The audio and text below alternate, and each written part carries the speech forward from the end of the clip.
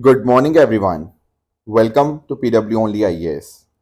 दोस्तों, बात करें अगर हम आज के द हिंदू फ्रंट पेज की, तो यहाँ पर आप नोटिस कर पाओगे कि हमारे जो वाइस प्रेसिडेंट हैं जगदीप धनखड़ जी, उन्होंने सुप्रीम कोर्ट के ऊपर एक तरह से निशाना साधा है। दरअसल में अगर हम बात करते हैं सुप्रीम कोर्ट की, तो आप लोग जानते ही होंगे कि पिछले कुछ दिनों के अंदर सुप्रीम कोर्ट ने बहुत इंपॉर्टेंट फैसले लिए हैं। उनमें से एक फैसला ना गवर्नर एंड प्रेसिडेंट के रिगार्डिंग भी था। दरअसल में गवर्नर के पास एक पावर होती है कि वो कुछ बिल्स को रिजर्व कर सकते हैं for the consideration of the president. पर सुप्रीम कोर्ट ने यहाँ पर एक टाइमलाइन फिक्स करने की कोशिश करी कि गवर्नर के पास भी लिमिटेड टाइम होगा, प्रेसिडेंट के पास भी लिमिटेड टाइम होगा इसके ऊपर एक्शन लेने के लिए। अब यहाँ पर वाइस प्रेसिडेंट ने बोला कि यार ये तो एक तरह से प्रेसिडेंट को बता रहे हैं कि आपको क्या करना है क्या नहीं करना, राइट। तो एक्चुअल में आप नोटिस कर पाओगे कि सुप्रीम कोर्ट यहाँ पर एक तरह से लेजिस्लेचर का काम कर रहा है कि इतने टाइम में आपको फैसला देना है। तो बेसिकली ना सुप्रीम कोर्ट का जो काम है जस्टिस देना, वो तो वो कर ही रहा है, उसके अलावा लेजिस्लेचर एग्जेक्टिव का काम भी आपका सुप्रीम कोर्ट ही कर रहा है। तो इनफैक्ट इस तरह से सुप्रीम कोर्ट सुपर पार्लियामेंट की तरह एक्ट कर रहा है। Plus at the same time आप लोगों ने आर्टिकल 142 सुना होगा, राइट। कॉन्स्टिट्यूशन का जो आर्टिकल 142 है वो बात करता है कंप्लीट जस्टिस के लिए सुप्रीम कोर्ट ऑर्डर इशू कर सकता है। अब यहाँ पर आप नोटिस कर पाओगे वाइस प्रेसिडेंट जी ने इसको भी बहुत हैविली क्रिटिसाइज किया है एंड ये बोला है कि इस तरह से तो ये सुप्रीम कोर्ट कुछ भी करता रहे, और इसको इन्होंने न्यूक्लियर मिसाइल का नाम यहाँ पे दिया है कि डेमोक्रेटिक फोर्सेस के अगेंस्ट ये एक तरह की न्यूक्लियर मिसाइल है। तो दरअसल में ना हमारे एग्जाम पर्सपेक्टिव के लिए जो सेपरेशन ऑफ पावर्स का मुद्दा है, plus at the same time जो चेक्स एंड बैलेंसेस का सिस्टम है, ये हमारे लिए बहुत बहुत इंपॉर्टेंट यहाँ पे हो जाता है। तो ये पॉइंट से जो वाइस प्रेसिडेंट जी के द्वारा यहाँ पे बोले गए। दोस्तों, डेट है आज की 18 अप्रैल 2025 एंड आप सभी का स्वागत है आज के प्रीलिम बूस्टर न्यूज़ डिस्कशन में। लेक्चर स्टार्ट करने से पहले आपको बता दूं कि परसों यानी कि संडे को, ठीक है, हमारा यहाँ पे all India open prelim mock test 3 होगा। ये ऑनलाइन ऑफलाइन दोनों माध्यम के अंदर है। ये सारे सेंटर्स यहाँ पे आपके मेंशन्ड हैं। तो इसमें जीएस का टेस्ट भी होगा, plus at the same time आपका सी सेट का टेस्ट भी होगा। एंड इनफैक्ट मोस्ट प्रॉब्ली मैं ही हूँगा जो इसका डिस्कशन भी बाद में कंडक्ट करूंगा यूट्यूब के ऊपर ही। मैं एक बार आपका फाइनल टाइम बता दूंगा किस दिन, मतलब किस टाइम डिस्कशन होगा। पर इन दोनों टेस्ट का, जीएस का भी और सी सेट का डिस्कशन भी डेफिनेटली होगा। तो आपसे ये रिक्वेस्ट है कि आप इस टेस्ट को ज़रूर आप अटेम्प्ट करिएगा, राइट। इसका जो मॉक टेस्ट 3 का जो रजिस्ट्रेशन लिंक है वो नीचे कमेंट्स मैंने आपके लिए दे दिया है, वहां पर जाकर आप इसके अंदर रजिस्टर कर सकते हैं। एंड साथ ही साथ अगर आपको इस सेशन की पीडीएफ चाहिए तो आपको मेरे Telegram channel Rishabh Sharma sir PW, यहाँ पर आपको इसकी पीडीएफ मिल जाएगी। चलिए स्टार्ट करते हैं, अपना पहला टॉपिक अंडरस्टैंड करते हैं, that is 52nd chief justice of India. दोस्तों, आप लोग जानते होंगे कि हमारे जो करंट चीफ जस्टिस हैं संजीव खन्ना जी, इनका 13 मई के आसपास इनका जो टेन्योर है वो कंप्लीट हो जाएगा। उनके बाद जो नए चीफ जस्टिस बनेंगे वो जस्टिस बी आर गवई जी होंगे। दरअसल में इन्होंने ही, संजीव खन्ना जी ने ही इनका नाम एज अ सक्सेसर यहाँ पर रिकमेंड किया है। तो थोड़ा सा अंडरस्टैंड करते हैं सीजीआई के बारे में। दरअसल में CGI is the head of supreme court and Indian judiciary, जिनको कि अपॉइंट किया जाता है under the article 124 of the constitution. इनका अपॉइंटमेंट प्रेसिडेंट जी के द्वारा यहाँ पे किया जाता है। Plus at the same time एक तरह की प्रथा चली आ रही है कि जो सीनियर मोस्ट सुप्रीम कोर्ट जज होंगे ना, वही चूज किए जाएंगे as the next chief justice. होता पता क्या है, आप इस बात को देखना कि एक तरह की प्रथा ही है, ठीक है। और ये जो सीनियरिटी देखी जा रही है कि कौन सा सीनियर होगा, वो देखा जाता है कि किसने सुप्रीम कोर्ट के अंदर सबसे लंबे समय के लिए यहाँ पे काम किया है। तो दरअसल में जस्टिस बी आर गवई जी की बात करें, इन्हें लगभग 6 साल कंप्लीट होने जा रहे हैं सुप्रीम कोर्ट के अंदर। तो सीनियरिटी, लंबा टाइम जो था of service in the supreme court, वो सबसे ज्यादा इन्हीं का ही था। तो प्रेसिडेंट ऑफ इंडिया ही इनको यहाँ पे अब अगले महीने एडमिनिस्टर करेंगे ओथ को। और जो ओथ होती है वो कमिटमेंट होती है कॉन्स्टिट्यूशन को अपहोल्ड करने की, अपनी ड्यूटीज अच्छे से परफॉर्म करने की। ये ओथ यहाँ पे हमें देखने को मिल जाएंगी। अब कुछ बातें आपको जो क्लियरली पता होनी चाहिए कि संविधान के अंदर सीजीआई बनने का कोई एलिजिबिलिटी क्राइटेरिया नहीं मेंशन्ड। हालांकि आर्टिकल 124(3) के अंदर सुप्रीम कोर्ट का जज बनने के लिए क्वालिफिकेशन बताई गई हैं, पर सीजीआई के लिए अलग से कुछ नहीं बताया गया। तो सुप्रीम कोर्ट का जज बनने के लिए एक तो आप भारत के नागरिक होने चाहिए, साथ ही साथ आपने किसी हाई कोर्ट जज की तरह सर्व किया होना चाहिए फॉर एटलीस्ट 5 years, या फिर आपने हाई कोर्ट एडवोकेट के तौर के ऊपर कम से कम 10 साल आपने प्रैक्टिस करी होनी चाहिए, राइट। एंड पावर्स की बात करें तो CJI acts as a master of the roster, यानी कि एक तरह से कौन सा बेंच किस केस को सुनेगा वो यहाँ पे सीजीआई ही डिसाइड करते हैं। वही फंक्शनिंग को देखते हैं यहाँ सारी चीज़ें, और वही एक तरह से वर्क को एलोकेट करते हैं। Plus at the same time अलग अलग जुडिशियल अपॉइंटमेंट्स करना, ट्रांसफर्स का काम देखना, वो भी इनके अंतर्गत ही आता है। साथ ही साथ सरकार के भी कॉन्स्टिट्यूशनल एडवाइजर कितना ये काम कर सकते हैं। इसके साथ ही अगर आप अंडरस्टैंड करोगे, सीजीआई के पास कुछ स्पेशल पावर्स भी हैं। जैसे सीजीआई क्या कर सकते हैं, कोई उनको लगे कि कोई रिटायर्ड सुप्रीम कोर्ट जज है या क्वालिफाइड हाई कोर्ट जज है जो कुछ समय के लिए सुप्रीम कोर्ट के जज की तरह एक्ट कर सकता है, तो वो भी CGI with the permission of the president, मतलब प्रेसिडेंट के कंसेंट के साथ ये चीज़ अपॉइंटमेंट करी जा सकती है। साथ ही साथ अगर सीजीआई को लगता है कि जो सुप्रीम कोर्ट है जो अभी दिल्ली में है उसकी सीट किसी और जगह पे चेंज करनी है, तो that is also can be done by CGI with the approval of the president. बाकी सीजीआई को रिमूव करना हो तो इसके लिए क्या होता है, 2/3 मेजोरिटी चाहिए होती है दोनों सदनों के अंदर, आपके आपके लोकसभा के अंदर भी एंड राज्यसभा के अंदर भी। पहले ये चीज होगी, एक मोशन पास होगा, उसके बाद प्रेसिडेंशियल ऑर्डर से इनको रिमूव कर दिया जाएगा फॉर द प्रूवन मिसबिहेवियर और इनकेपेसिटी। अब ध्यान में रखना है कि ये जो पूरा पूरा प्रोसेस है ये फॉलो करता है जजेस इंक्वायरी एक्ट को, जहां पर एक जुडिशियल इंक्वायरी कमेटी हमें यहाँ पे देखने को मिल जाएगी। तो ये कुछ बातें थी सीजीआई के बारे में जो हमें पता होनी चाहिए। नेक्स्ट टॉपिक पे आते हैं। सुप्रीम कोर्ट ने ना एक प्ली रिजेक्ट कर दी against Urdu on sign board. दोस्तों दरअसल में पता क्या हुआ, महाराष्ट्र के अंदर ना एक म्यूनिसिपल साइन बोर्ड के ऊपर एक तरह से उर्दू में कुछ लिखा गया, राइट। अब ये जो साइन बोर्ड था इसके ऊपर उर्दू में लिखा गया, तो एक पिटीशन चली गई सुप्रीम कोर्ट के अंदर कि सर आप ना ये उर्दू हटवाइए यहाँ से। क्यों हटवाइए? तो उस पिटिशनर का यहाँ पे ये कहना था कि यार जो उर्दू है वो इंडिया की लैंग्वेज नहीं है, ठीक है, ये एक धर्म के साथ लिंक्ड है, इस तरह से जो चीज़ें बोली गई। बट सुप्रीम कोर्ट ने इस चीज़ को रिजेक्ट कर दिया। सुप्रीम कोर्ट ने क्या बोला, सुप्रीम कोर्ट ने ये बोला कि यार उर्दू के साथ ना अक्सर बहुत ज़्यादा बायस होता है, क्योंकि लोगों को लगता है कि उर्दू इंडिया से नहीं है, पर एक्चुअल में अगर आप सही मायने में नोटिस करोगे ना, तो जैसे मराठी और हिंदी है उसी तरह से उर्दू भी इंडो आर्यन लैंग्वेज ही है जिसका जन्म भारत में ही हुआ है। Plus at the same time आप नोटिस कर पाओगे कि हमारे यहाँ आर्टिकल 29 और आर्टिकल 30 है। आर्टिकल 29 बात करता है rights of minorities to conserve their language, script और कल्चर, और आर्टिकल 30 कहता है कि मिनॉरिटी कम्युनिटी के पास एक तरह से राइट है ताकि वो एक अपना जो एजुकेशन इंस्टीट्यूशंस हैं उनको एस्टेब्लिश एंड एडमिनिस्टर कर पाएँ। तो ये जो उर्दू का इस्तेमाल है ये आर्टिकल 29 और आर्टिकल 30 के हिसाब से बिल्कुल यहाँ पे सही है। एंड साथ साथ उन्होंने ये भी कहा सुप्रीम कोर्ट ने कि जो लैंग्वेज है वो कोई धर्म नहीं होता। लैंग्वेज को आप धर्म के साथ ना जोड़िए, लैंग्वेज एक कम्युनिटी की होती है, रीजन की होती है और वहाँ के लोगों की होती है, उनके कल्चर की होती है, ना कि किसी धर्म की। साथ ही साथ सुप्रीम कोर्ट ने ये भी बोला कि यार आप एक बात अंडरस्टैंड करो, हमारे क्रिमिनल और सिविल लॉ के अंदर भी बहुत सारा उर्दू का इस्तेमाल होता है। जैसे अदालत वर्ड है, जो अदालत वर्ड है ये उर्दू वर्ड ही है, हलफनामा, पेशी, ये सारे उर्दू शब्द ही है। इसके साथ ही साथ आप नोटिस कर पाओगे कि सुप्रीम कोर्ट और हाई कोर्ट के अंदर चलती तो वैसे इंग्लिश है आर्टिकल 348 के हिसाब से, पर बहुत सारे वर्ड्स उर्दू के, जैसे वकालतनामा या दस्ती, दस्ती होता है जब आप नोटिस को या समन को आप हैंड से जब आप एक तरह से डिलीवर करते हो उसको दस्ती बोला जाता है। ये सब वर्ड्स अच्छे से इस्तेमाल होते हैं उर्दू के, तो आप नोटिस कर पाओगे कि किस तरह से कोर्ट्स के अंदर भी उर्दू इस्तेमाल होती है। प्लस लैंग्वेज तो एक कल्चर को जोड़ने का काम करता है। जैसे फॉर एग्जांपल आप नोटिस कर पाओगे Persian, Arabic, Turkish, north Indian dialect को आप जोड़ोगे ना कहीं आपके पास उर्दू हमें देखने को मिलती है। तो ये जो हमारी बात होगी ना गंगा जमुनी तहजीब की, हिंदुस्तानी कल्चर, वो यहाँ पे इसी से ही एक तरह से ब्रिज की तरह यहाँ पे काम कर रहा है। तो साथ ही साथ कोर्ट ने ये भी कहा कि इस तरह से आप लैंग्वेज का इस्तेमाल अपने डिविजन्स के लिए, देश को डिवाइड करने के लिए मत करिए, क्योंकि लैंग्वेज का काम तो लोगों को जोड़ना होता है। साथ ही साथ अगर हम बात करें ना उर्दू लैंग्वेज की, तो उर्दू लैंग्वेज आपको 8th शेड्यूल में भी आपको देखने को मिल जाती है। जो 22 शेड्यूल लैंग्वेजेस है ना उनमें से एक आपका उर्दू भी है। Plus at the same time आप अंडरस्टैंड कर पाओगे कि भारत में लगभग 270 मदर टंग्स आपको देखने को मिलती हैं, और ये जो 22 शेड्यूल लैंग्वेजेस है ना इनमें छठे नंबर के ऊपर सबसे ज़्यादा जो बोलने वाले स्पीकर्स हैं वो उर्दू के ही हैं। कर्नाटका के अंदर सबसे ज़्यादा पॉपुलेशन है इनकी। एंड साथ ही साथ ना कुछ ऐसी स्टेट्स हैं जिन्होंने उर्दू को सेकेंड ऑफिशियल लैंग्वेज का दर्जा भी दिया है, जैसे आपका तेलंगाना हो गया। तो ये कुछ बातें थी उर्दू के बारे में जो हमें अंडरस्टैंडिंग होनी चाहिए। अगला टॉपिक दोस्तों हमारे सामने है वो है इंडिया जस्टिस रिपोर्ट 2025 के बारे में। देखो ये ना उतना ज़्यादा डिटेल में इसको गो थ्रू नहीं करना इस रिपोर्ट को, क्योंकि थोड़ा ये प्राइवेट एंट्रीज के द्वारा है तो उतना डिटेल में यूपीएससी ना पूछे, पर इनमें से कुछ पॉइंटर्स डेफिनेटली हमें पता होने चाहिए एंड कुछ पॉइंटर्स हम अपने मेंस के आंसर में भी इस्तेमाल कर सकते हैं।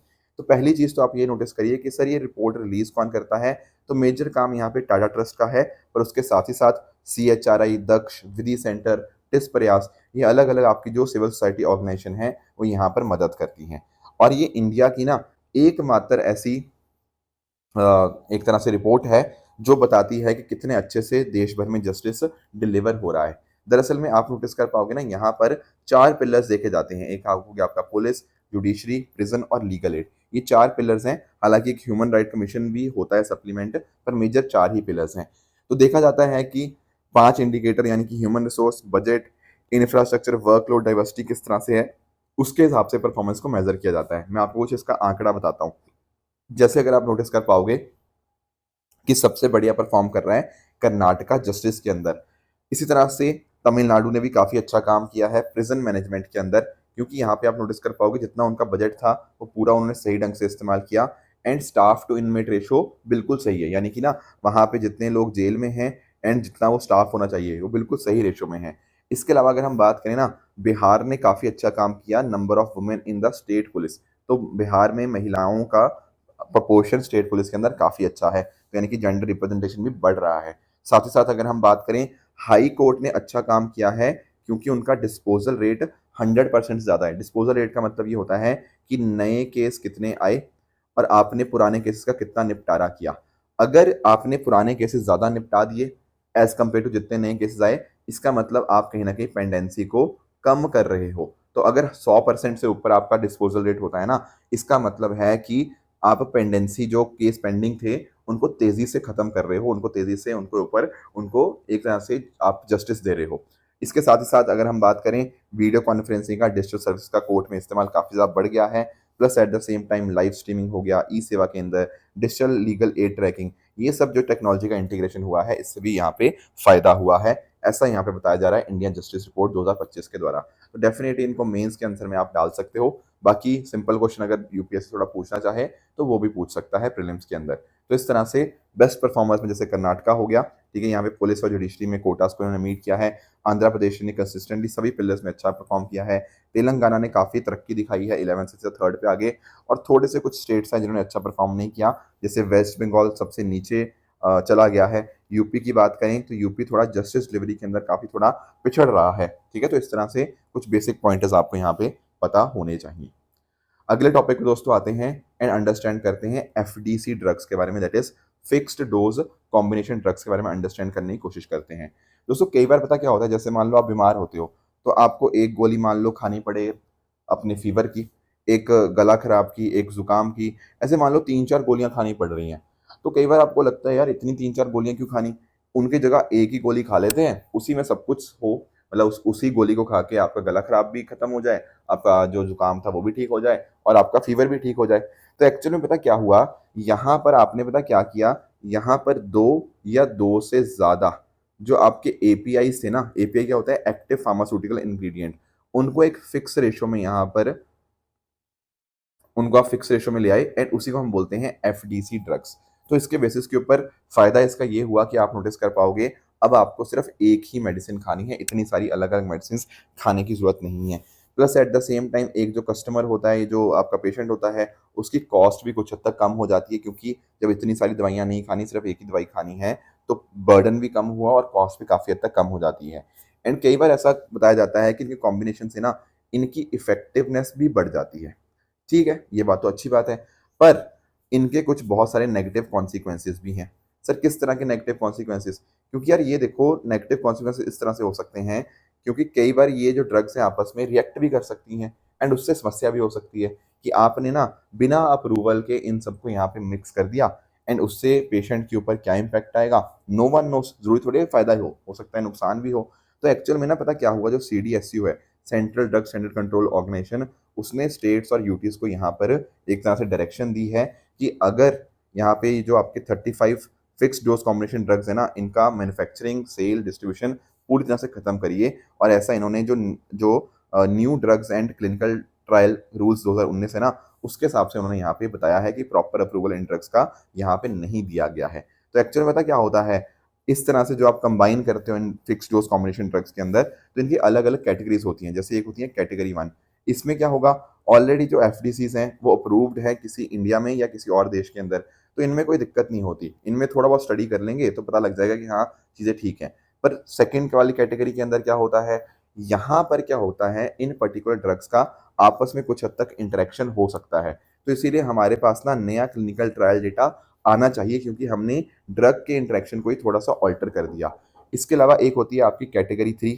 कैटेगरी 3 में क्या होता है, एक या एक से ज़्यादा इंग्रेडिएंट्स को हम यहाँ पर एक मॉडिफाइड रिलीज करते हैं, तो यहाँ पर भी डेटा चाहिए होगा हमें चेक करने के लिए। एंड जो कैटेगरी 4 होता है ना, यहाँ पर तो पता क्या होता है, एक या एक से ज़्यादा एपीआईज जो होते हैं वो नए ड्रग्स होते हैं। तो इनमें तो बहुत डिटेल में आपके पास ट्रायल्स होने चाहिए, तभी जाके यहाँ पे अप्रूवल होगा। पर यहाँ पर सीडीएसयू ने ये देखा कि ऐसा नहीं हो रहा, सब जगह प्रॉपर इसकी पालना नहीं हो रही, इसीलिए सीडीएसयू ने डिसाइड किया है कि यहाँ पर आपके सेंटर ऑफ स्टेट गवर्नमेंट को निर्देश दिए गए हैं कि आप ये जो 35 फिक्स ड्रग कॉम्बिनेशन है जिनको अप्रूवल नहीं मिला है, उनका सेल मैन्युफैक्चरिंग बंद कर दीजिए। अब पॉइंट ये आता है कि सर ये सीडीएसयू है क्या? सीडीएसयू की अगर हम बात करें ना, तो भारत की ये नेशनल रेगुलेटरी अथॉरिटी है under the directorate general of health service, ministry of health and family welfare. इसके हेडक्वार्टर आपको नई दिल्ली में देखने को मिल जाएंगे। एंड इसकी जो इंपॉर्टेंट जिम्मेदारियां हैं वो यही है, किस तरह से इफेक्टिवनेस मेंटेन रहे आपके मेडिकल प्रोडक्ट्स की, साथ ही साथ नए ड्रग्स को अप्रूवल देना, एंड साथ ही साथ आपके ड्रग्स के स्टैंडर्ड्स को स्टैब्लिश करना, उनको कंट्रोल करना, उनकी क्वालिटी ऑफ इंपोर्टेड ड्रग्स, ये सारा सीडीएसयू का ही काम रहता है। साथ ही साथ ये स्टेट रेगुलेटर के साथ भी काम करता है, जैसे फॉर एग्जांपल लाइसेंस देना हो गया आपके ब्लड प्रोडक्ट्स को, वैक्सीन को, आईवी फ्लूइड्स को, वो यही करता है। एंड इसके अलावा आपकी एक्सपर्ट गाइडेंस भी ये प्रोवाइड करता है। तो ये कुछ बातें थी एफडीसीज के बारे में जिनकी हमें अंडरस्टैंडिंग होनी चाहिए। नेक्स्ट हमारा टॉपिक है एक्सोप्लैनेट K2-18b के बारे में। दोस्तों आप लोग एक्सोप्लैनेट समझते हो? एक्सोप्लैनेट एक ऐसा प्लैनेट होता है जो कहीं ना कहीं हमारे सोलर सिस्टम के बाहर होता है, राइट? अब यहाँ पर पता क्या हुआ, हमारे पास हमें इस एक्सोप्लैनेट के बारे में तो पहले से पता है, वी आर ऑलरेडी अवेयर कि अच्छा एक एक्सोप्लैनेट है आपका K2-18b। अब डिस्कवरी इसकी हुई थी 2015 के अंदर, राइट? एंड अगर हम बात करें इस एक्सोप्लैनेट की, ये लगभग 120 लाइट ईयर दूर है in the Leo constellation. And साथ ही साथ ये आपका नाम जो आया ना K2-18b, ये दरअसल में एक ना कूल रेड ड्वार्फ स्टार जिसका नाम K2-18 है, उसको ऑर्बिट करता है। तो हमने इस एक्सोप्लैनेट का नाम K2-18b रख दिया। ऐसा बताया जाता है कि धरती से ये लगभग 8.6 टाइम्स आपको बिगर आपको देखने को मिल जाएगा, ठीक है? एंड साथ ही साथ ऐसा बताया जाता है ये हैबिटेबल जोन में भी है। एंड ऐसा हमें उम्मीद है कि यहाँ पर आपका लिक्विड वाटर एग्जिस्ट करता है। एंड ये हाइसियन वर्ल्ड का इसका पोटेंशियल है। पोटेंशियल का मतलब यहाँ पर आप समझिएगा कि यहाँ पर ना हमें हाइड्रोजन डोमिनेटेड एटमॉस्फेयर देखने को मिलता है, ओशन के कवर्ड सरफेस है, तो हो सकता है यहाँ पर ये जो पूरा एटमॉस्फेयर है ये लाइफ के लिए फेवरेबल हो, ऐसा यहाँ पे बोला जाता है, ठीक है? तो ये तो हमारे पहले ही हमें चीज़ें पता थी। अभी क्या हुआ है, अभी हमारी टीम ने ना थोड़ा और डिस्कवरी इसके ऊपर करी है, जैसे इंडियन ओरिजिन एस्ट्रोफिजिस्ट डॉक्टर निकू ने, तो इन्होंने यहाँ पे ये पाया कि यहाँ पर लाइफ के होने की प्रोबेबिलिटी और भी ज़्यादा बढ़ गई है। कैसे? क्योंकि हमने जब नासा के जेम्स वेब स्पेस टेलीस्कोप के इसको देखा, तो उसके माध्यम से हमने जब स्टडी किया ना, तो रिसर्च टीम ने ये पाया कि यहाँ पर आपको कार्बन रिच मॉलिक्यूल्स जैसे मीथेन, कार्बन डाइऑक्साइड देखने को मिल जाएगा इसमें एटमॉस्फेयर के अंदर। इसीलिए हमें लगता है कि शायद यहाँ पे लाइफ पॉसिबल हो सकती है। तो ये K2-18b क्या है, दिस इज एक्सोप्लैनेट, ये बात आपको क्लियर होनी चाहिए। अगला हमारा जो टॉपिक है that is global trade outlook and statistics report, WTO। तो दरअसल में वर्ल्ड ट्रेड ऑर्गेनाइजेशन के द्वारा ये पर्टिकुलर रिपोर्ट यहाँ पे निकाली गई है, global trade outlook and statistics report. देखो ये आंकड़े उतने ज़्यादा इंपॉर्टेंट नहीं है, पर आपको ये पता होना चाहिए कि आखिर ये रिपोर्ट निकालता वर्ल्ड ट्रेड ऑर्गेनाइजेशन ही है। अब इन्होंने ऐसा बताया है कि 0.2% हमारा यहाँ पे जो मर्चेंडाइज ट्रेड है वो 2025 के अंदर, FY 2025 के अंदर यहाँ पर हमें कम होता हुआ देखने को मिल जाएगा। क्यों? क्योंकि देशों के बीच में बहुत ज़्यादा टैरिफ टेंशन्स चल रहे हैं। जैसे डोनाल्ड ट्रंप की अगर हम बात करें ना, तो खूब यहाँ पे टैरिफ के ऊपर पता नहीं क्या ही चल रहा है, कभी 100%, 50%, ऐसे ही रोज नए नए नंबर आते रहते हैं, चाइना के साथ इतना परसेंट, उतना परसेंट। तो ऐसा बताया जा रहा है कि 0.2% डिक्लाइन होने की पॉसिबिलिटी है, ठीक है? अगर हम बात करें ना, तो 2024 के अंदर लगभग 2.9% की ग्रोथ हमें देखने को मिली थी, तो उसके मुकाबले में 0.2% तो डिक्लाइन होगा ही होगा। बाकी इन्होंने यहाँ पे ये बोला है कि यार रेसिप्रोकल टैरिफ्स कैसे लगेंगे, क्या प्रॉपरली इंप्लीमेंट होंगे, नहीं होंगे, उसके हिसाब से आपके नंबर बहुत ज़्यादा ऊपर नीचे हो सकते हैं। जैसे फॉर एग्जांपल अगर रेसिप्रोकल टैरिफ पूरी तरह से लगे तो 0.6 परसेंटेज पॉइंट्स और कमी आ सकती है। इसके अलावा जो ट्रेड पॉलिसी में चेंजेस इस तरह से अनसर्टेनिटी है, उससे 0.8% की गिरावट और हो सकती है। तो लगभग 1.5% के आसपास फर्दर गिरावट इसमें देखने को मिल सकती है, ऐसा यहाँ पर WTO के द्वारा बताया गया। प्लस जो सर्विसेज हैं उनमें भी एक स्लो डाउन हमें देखने को मिलेगा उनके ट्रेड के अंदर। तो इन सब चीज़ों से ना रिसेशन आने का खतरा बहुत ज़्यादा बढ़ चुका है, क्योंकि डिमांड कहीं न कहीं कम हो जाएगी, प्रोडक्ट आपके महँगे हो जाएँगे, फाइनेंशियल टर्बुलेंस हो जाएगा, ट्रेड पॉलिसी में पता ही नहीं क्या चीज़ें चल रही हैं। तो ये सब काफ़ी हद तक नुकसान हमें देखने को मिल सकता है। तो ये ट्रेड टेंशन्स हैं, स्लो ग्रोथ है, इससे आपका economic fragmentation and Jio economic confrontation देखने को मिल सकता है, ऐसा यहाँ पर कहना है आपके वर्ल्ड ट्रेड ऑर्गेनाइजेशन की global trade outlook and statistics report का। दोस्तों बात करें अगर हम क्वेश्चंस की, तो आज का आपका जो होमवर्क रहेगा, यहाँ पर आपके सामने कुछ सीज़ हैं, इनके सामने यहाँ पे कुछ बॉर्डरिंग कंट्रीज़ हैं, तो आप बताइएगा इन पर्टिकुलर सीज़ के सामने कौन सी बॉर्डरिंग कंट्रीज़ करेक्टली मैच्ड हैं। कल जो मैंने आपको होमवर्क दिया था प्रेस इन न्यूज़ के रिगार्डिंग, तो यहाँ पर मैंने आपके ना कुछ सिटीज़ पूछी थी एंड उनकी कंट्रीज़ पूछी थी। दोस्तों अगर मैं बात करता हूँ ना सबसे पहले एलिपो की, एलिपो बहुत ही पॉपुलर जगह है सीरिया के अंदर, दमिश्कस भी आपको पता होगा, ये भी आपको सीरिया के अंदर देखने को मिल जाएँगी। एक और बात आप यहाँ पे नोटिस कर सकते हो कि जब मैं बात करता हूँ ना सीरिया की, तो सीरिया का यहाँ पर जो बॉर्डर है, वो इज़राइल के साथ भी यहाँ पे टच होता है, ठीक है? तो वेरी वेरी इंपॉर्टेंट पॉइंट ये आपको पता होना चाहिए। उसके साथ ही साथ अगर मैं बात करूँ ना आपके मोसुल की और आपके किरकुक, ये 2 इंपॉर्टेंट लोकेशंस हैं जो आपको इराक में ही देखने को मिल जाएँगी। तो यहाँ से आपको टिग्रिस रिवर फ्लो होती हुई देखने को मिल जाएँगी और ये बगदाद भी आपको इराक में ही देखने को मिलता है, ठीक है? इसके अलावा आपसे मैंने पूछा था आपके मज़ार शरीफ के बारे में, ये भी आपको अफ़गानिस्तान में देखने को मिलेगा और काबुल तो है ही चलो अफ़गानिस्तान के अंदर। तो आप यहाँ पे अंडरस्टैंड करते एलेप्पो सीरिया बिल्कुल ठीक है, मज़ार शरीफ अफ़गानिस्तान ठीक है, पर किरकुक और मोसुल जो है वो आपको इराक में देखने को मिलता है, इसलिए सेकंड और थर्ड आपका गलत हो जाएगा। आपका सही आंसर होगा option number B, 1 and 4 are correctly matched.